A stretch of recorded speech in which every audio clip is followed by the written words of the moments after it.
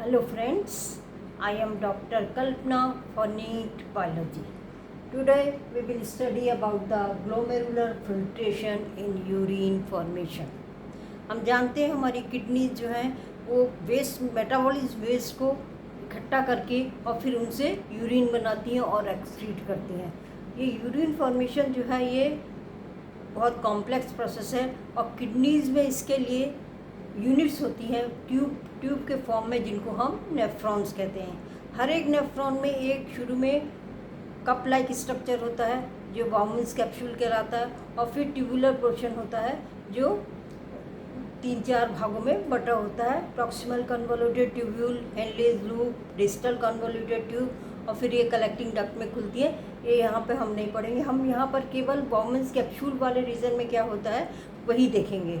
और किडनी इसके अलावा वेस्ट निकालने के अलावा जो है हमारी बॉडी के अंदर फ्लूइड बैलेंस को भी रेगुलेट करती है। सोडियम, पोटेशियम और दूसरे इलेक्ट्रोलाइट्स हैं उनको भी बैलेंस करती है, तो रेगुलेट करती है उनका बैलेंस। तो इस तरह से ये इसके बहुत सारे काम होते हैं। और कुछ जो ब्लड में यूज़फुल सब्सटेंसेस जैसे अमीनो एसिड और वो ग्लूकोज वगैरह उनका एब्जॉर्प्शन भी करती है। तो इस तरह से ये इसके काम होते हैं किडनी के। अब हम देखते हैं खाली ग्लोमेरुलस में, इसमें ही क्या होता है। इसमें क्या होता है, जो किडनी में आर्टरी जाती है, रीनल आर्टरी, वो फिर रीडिवाइड होके कैपिलरीज बनाती है। और ये ऐसी एक एक कैपिलरी जो है वो एक एक नेफ्रॉन में जाती है, उसके बाउमेंस कैप्सूल में। ये कहलाती है एफरेंट आर्टरियोल, एफरेंट है। और फिर इसके अंदर ब्रांचिंग और रीब्रांचिंग करके पूरा गुच्छा बना लेती है जो ग्लोमेरुलस कहलाता है। और फिर ये बाहर निकलती है एज ए सिंगल कैपिलरी, और ये कहलाती है इफरेंट आर्टरियोल। और ये फिर नीचे जाती है और फिर यहाँ पे फिर इस ट्यूबुलर पार्ट के चारों ओर कैपिलरी का ट्यूबुलर कैपिलरीज का जाल बनाती है, और फिर ये आगे फिर बाद में वेन बन के बाहर किडनी से बाहर निकल जाती है। तो यहाँ जो ब्लड लाएगी वो है एफरेंट आर्टरियोल, और फिर ये ग्लोमेरुलस है, और फिर ये निकलेगी, ये हो गई इफरेंट। तो यहाँ पे 3 काम होंगे। जब ये ग्लोमेरुलस यहाँ होता है तो ब्लड प्रेशर की वजह से इसमें जो ब्लड है वो क्या होता है, छन जाता है, यहाँ से इसमें आ जाता है। ये प्रोसेस कहलाता है अल्ट्रा फिल्ट्रेशन। और इसमें 1100 से 1200 मिलीलीटर ब्लड छनता है पर मिनट। इसके अलावा जब ये कैपिलरीज के जाल में आता है, ट्यूबुलर कैपिलरीज के, तब यहाँ पे कुछ चीज़ें ब्लड में चली जाती हैं, वो होता है रीएब्जॉर्प्शन। और कुछ चीज़ें ब्लड से और ये ट्यूब्यूल में आ जाती है, उसको कहते हैं सिक्रीशन, और उसके बाद ये यूरिन बन जाता है जो कहलाता है एक्सक्रीशन। तो हमारा काम आज पढ़ना है केवल ये अल्ट्रा फिल्ट्रेशन।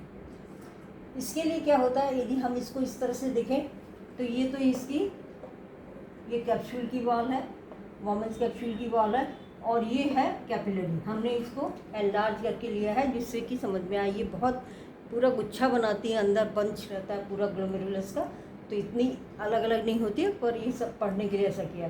तो जो मेम्ब्रेन, जिस मेम्ब्रेन के थ्रू ये फिल्ट्रेशन होगा, वो मेम्ब्रेन जो है फिल्ट्रेशन मेम्ब्रेन 3 लेयर्स की बनी होती है। एक तो ब्लड कैपिलरीज की जो वॉल में सेल्स है, एंडोथीसियम सेल्स, और एक है ये बाउमेंस कैप्सूल की सेल की लेयर जो है एपिथीलियम। तो एपिथीलियम लेयर हो गई बाउमेंस कैप्सूल की, एंडोथीसियम हो गई ब्लड कैपिलरीज की, और उनके बीच में लेयर होती है कोलेजन फाइबर्स की जो कि प्रोटीन होती है। और ये प्रोटीन होती है, प्रोटीन निगेटिवली चार्ज होती है। तो जो ब्लड में जो प्रोटीन है वो यदि यहाँ पर छनने लगती हैं तो उसको ये रिपेल कर देती है, तो कोलेजन फाइबर। तो इस तरह से 3 ये लेयर हो गई जो कि फिल्ट्रेशन मेम्ब्रेन का काम करती है। यहाँ पे ये प्रोटीन भी है ब्लड में, और यहाँ पर आरबीसी है, डब्ल्यूबीसी है, बाकी जितनी ब्लड में चीज़ें सब हैं। तो जब यहाँ अल्ट्रा फिल्ट्रेशन हो जाता है तो यहाँ पर सब चीज़ें आ जाती हैं। इसको कहते हैं फिल्ट्रेट। जब यहाँ छन के आएगा वो हो गया फिल्ट्रेट। उसमें कोई भी सेल्स नहीं होती और प्रोटीन नहीं होती, वो कहाँ रह जाती है, यहाँ। बाकी पूरा प्लाज्मा इधर आ जाता है। इसीलिए इसका ये करीब 1100 से 1200 मिलीलीटर पर मिनट होता है, छन के यहाँ आ जाता है। इसकी एपिथीलियम जो है, बाउमेंस कैप्सूल की एपिथीलियम सेल्स के बीच में गैप होता है जिसको कि हम ये फिल्ट्रेशन स्लिट्स या स्लिट पोर्स कहते हैं, फिल्ट्रेशन स्लिट्स या स्लिट पोर्स कहते हैं। इसी के थ्रू ये छन के आते हैं। तो इसी तरह से जो ब्लड कैपिलरीज में एंडोथीसियम सेल्स है उनके बीच में भी गैप होते हैं, उनको हम फेनेस्ट्रेशंस कहते हैं। ये 10 से 40 नैनोमीटर होते हैं और कैपिलरीज में ये 100 नैनोमीटर ठीक होते हैं। तो ये 2 गैप्स होते हैं जिनके थ्रू ये फिल्ट्रेट जो है फिल्ट्रेट छन के इसमें आ जाता है। अब एक्चुअली में ये जो इसकी सेल्स हैं एपिथेलियल सेल्स बॉमन्स कैप्सूल की, ये उसमें घुसती नहीं है, कैपिलरीज के अंदर नहीं जाती हैं, लेकिन इनमें कुछ इस तरह के पेडिसल्स होते हैं, फुट लाइक स्ट्रक्चर्स होते हैं जो इसको कस के चारों ओर से घेर लेते हैं। जैसे यहाँ इस तरह से ऐसे ये एक पोडोसाइट की ये पेडिसल्स हैं, ये पेडिसल्स कहलाते हैं, और ये दूसरे सेल की पेडिसल्स हैं। तो इन दोनों उंगलियों के बीच में जो गैप रह गया जरा सा, इस तरह से ये कस के इसको टाइट कर लेते हैं। ये पेडिसल एक सेल की और ये पेडिसल दूसरे सेल की, और ये गैप इनके बीच में है, वही गैप जो है इसके थ्रू ये फिल्ट्रेशन होता है।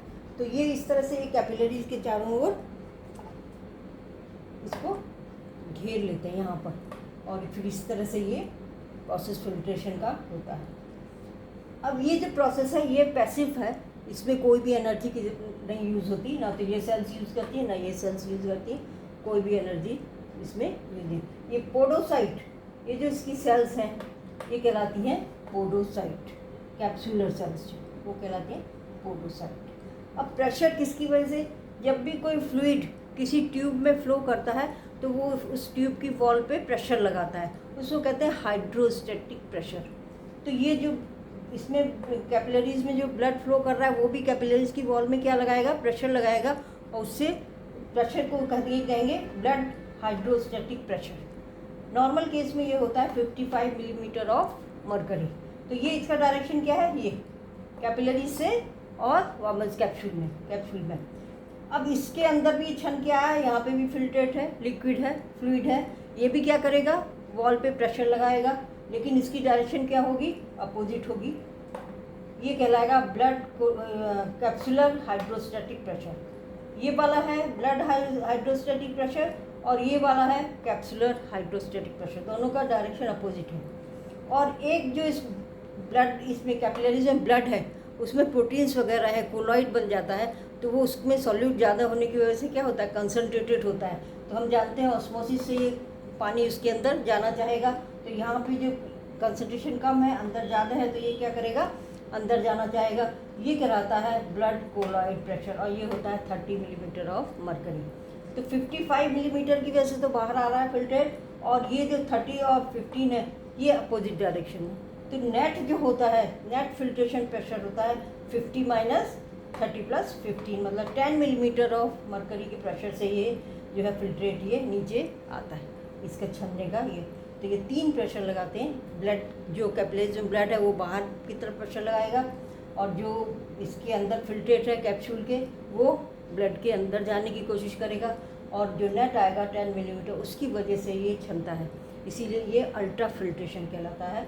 और इसका जो फिल्ट्रेट यहाँ छन के आता है वो उसकी रेट जो होती है वो कहलाती है ग्लोमेरुलर फिल्ट्रेशन रेट, और नॉर्मल केस में ये 125 मिलीलीटर पर मिनट होती है या 180 लीटर पर डे। तो यहाँ जो फिल्ट्रेट हो रहा है वो तो 180 लीटर पर डे है, जबकि जो यूरिन बनता है वो केवल 1.5 लीटर पर डे होता है। इसका मतलब कितना ज़्यादा एब्जॉर्ब हो जाता है during its passage through the tubule.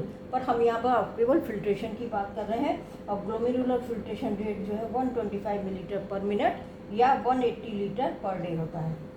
अब ये इसका जो रेट है ये थोड़ा अपने आप ही कंट्रोल कर सकता है, रेगुलेट कर सकता है। मान लीजिए ब्लड प्रेशर बढ़ गया तो इसमें जो कैपिलरीज में ब्लड आ रहा है वो भी ज़्यादा प्रेशर से आएगा, तो ये ज़्यादा फिल्ट्रेशन ज़्यादा हो जाएगा जी, फिल्ट्रेशन रेट क्या होगा, ज़्यादा हो जाएगा। पर ऐसा होता नहीं है, क्यों, क्योंकि जब ब्लड ज़्यादा आ रहा है, ब्लड प्रेशर बढ़ गया, ब्लड ज़्यादा आ रहा है, तो कैपिलरीज की वॉल क्या करती हैं, अपने को सिकोड़ती हैं, कॉन्स्ट्रिक्ट करती हैं, और उससे क्या होता है कि इसमें जो है यहाँ पर प्रेशर कम हो जाता है और ये कम छनता है। तो ज़्यादा यदि ब्लड आएगा तो ऐसा नहीं है कि ज़्यादा छन जाए, वो ये इसकी वॉल कैपिलरीज की वॉल ही खुद ही वैसो कंस्ट्रिक्शन करके उतना उतना फिल्ट्रेशन रेट को कम कर देती हैं। और इसी तरह यदि कम हो जाए प्रेशर तो ये क्या करती हैं, अपने को डायलेट करती हैं। वैसो डायलेशन की वजह से क्या होगा, ये ज़्यादा छनेगा। तो थोड़ा बहुत ये रेगुलेशन अपने आप ही हो जाता है, यहीं पर हो जाता है कि जिससे कि GFR क्या रहे, लगभग कांस्टेंट बना रहे। यदि ये इसकी वैल्यू कम ज़्यादा होती है, बहुत ज़्यादा,